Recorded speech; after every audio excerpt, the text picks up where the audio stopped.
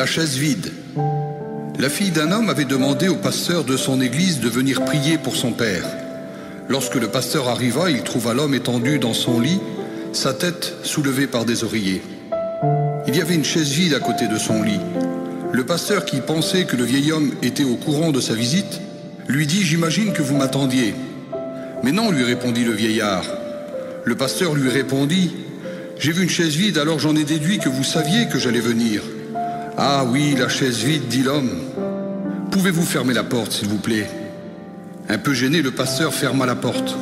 « Je n'avais jamais dit cela à personne, même pas à ma fille, avoua le vieil homme.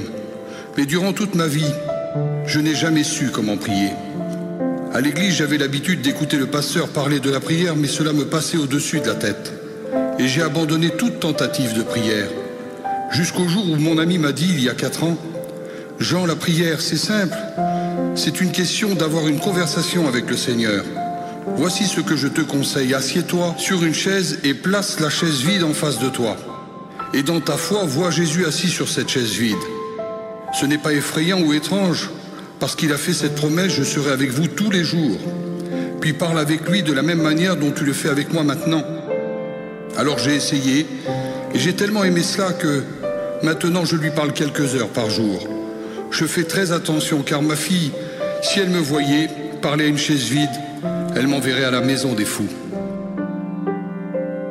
Le pasteur fut si profondément touché qu'il encouragea le vieil homme à continuer son voyage de cette façon. Alors le pasteur pria avec lui fit l'onction d'huile et le quitta pour aller à l'église.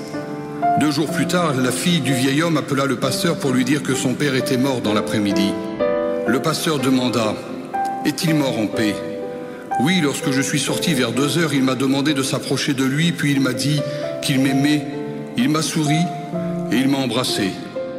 Je suis revenu 1 heure plus tard et j'ai trouvé mon père assis là, sans vie. » Elle continua et dit « Il y avait quelque chose d'étrange à sa mort. Apparemment, juste avant de mourir, mon père s'est penché et appuyé sa tête sur la chaise vide près de son lit. Que pensez-vous de cela, pasteur ?» Le pasteur lui répondit en essuyant les larmes de ses yeux, « J'aimerais tellement qu'on puisse tous partir de cette manière. »